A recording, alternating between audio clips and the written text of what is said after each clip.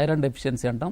సాధారణంగా ఇది డ్రై అంటే ఎత్తు నారుమల్లల్లో అంటే ఆరుతడి పంటలాగా ఏదైతే వరిని పండిస్తుంటామో ఆ వాటిలో మాత్రమే మనకి ఈ ఐరన్ డెఫిషియన్సీ అనేటువంటిది రావడం జరుగుతుంది. ఎందుకంటే నేల లోపల ఉన్నటువంటి ఐరన్ డ్రై కండిషన్లో వాటి రసాయనిక చర్య ద్వారా మొక్క తీసుకోలేని పరిస్థితి ఉంటుంది.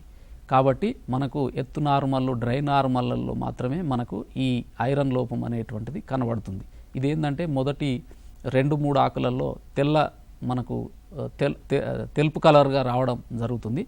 అప్పుడు మనం ఏం చేయాలంటే దాదాపు 2 నుంచి 5 గ్రాముల ఫెర్రస్ సల్ఫేట్ అదేవిధంగా 1 గ్రాము నిమ్మ ఉప్పుతో కలిపి ఒక 2 సార్లు కనుక మనం స్ప్రే చేసుకున్నట్లయితే ఈ ఐరన్ యొక్క లోపాన్ని మనము సరి చేసుకోవచ్చు.